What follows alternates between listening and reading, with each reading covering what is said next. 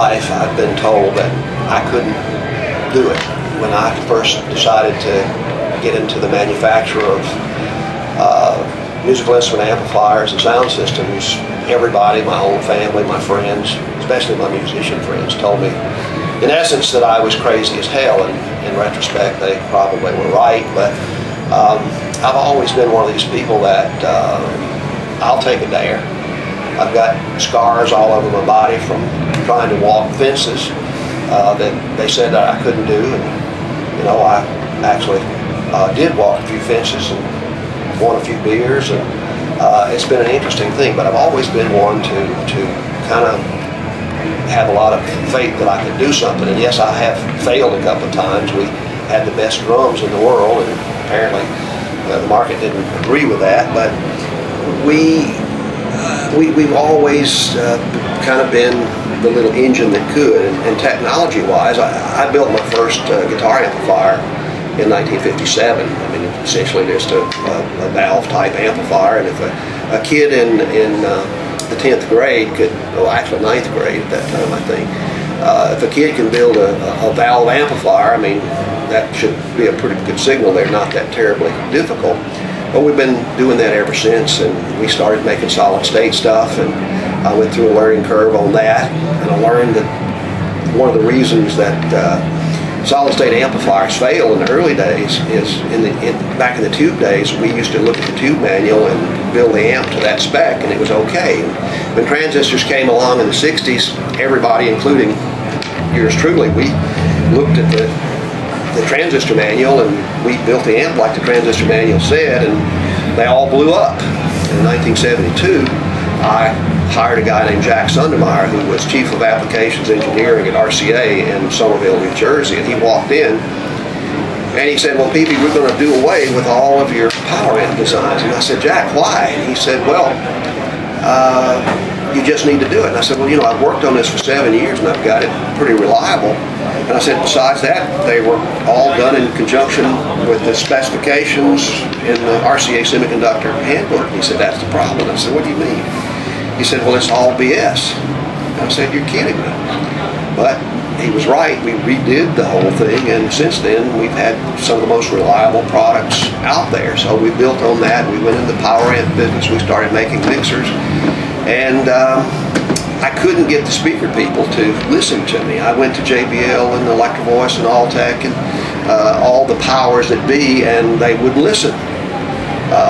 JBL explained to me in very condescending ways that my customers didn't understand how to use precision transducers, which probably was correct, but it doesn't matter, because when a speaker fails, it fails. So I couldn't get anybody to listen to me. So in 1976, we started making our own loudspeakers in a very special way.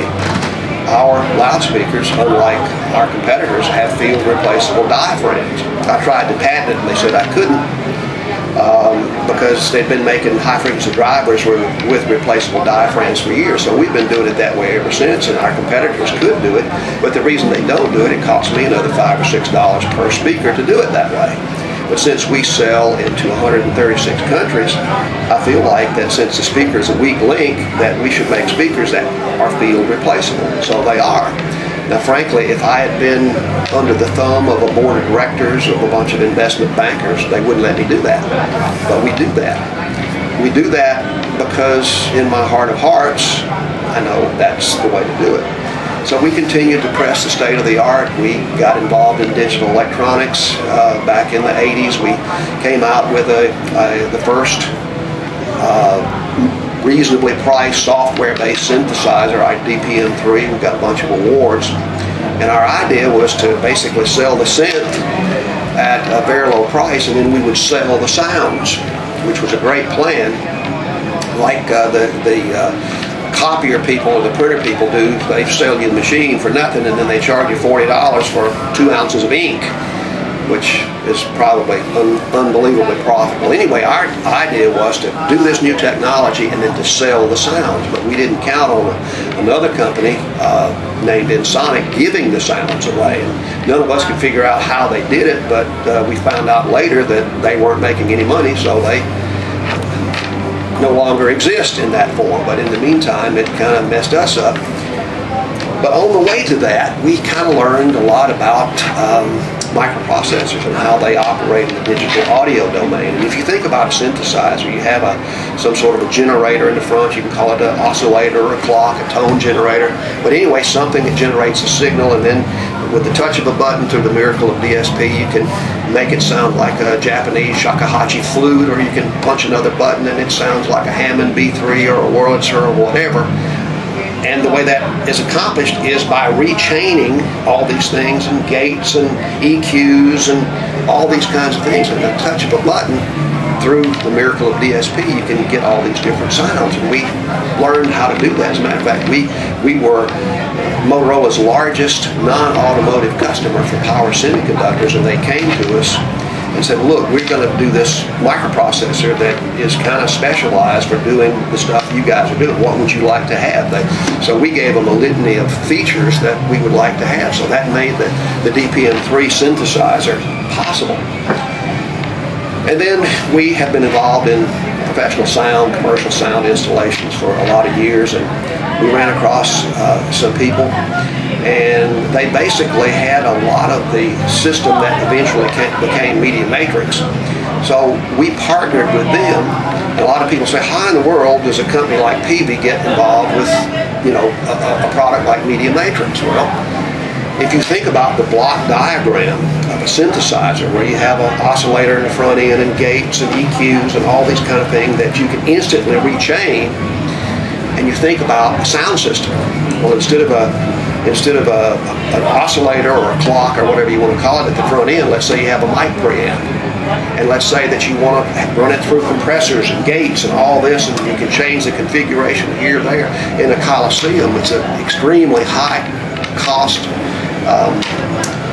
facility, and they need to use it every day. And in the old days, you had a team of technicians patching and all this kind of stuff, and old-time, you know, telephone patch bay panels, which is ridiculous. So with our system, we could give you total access or no access, just click, click, click, and all of a sudden today you're having a basketball game, tomorrow a political rally, the next day a tractor pull or whatever. At the touch of a button, one person can change the configuration. And the way we can do that is, as far as a block diagram goes, I mean, a sound system is composed of little components. You've got, you know, preamps, and you've got EQs, you've got compressor, you've got metering circuits, all these things. And from the standpoint of a flow diagram, a block diagram, if you will, you just, a synthesizer and Media Matrix is kind of the same thing. You just have different names on the blocks.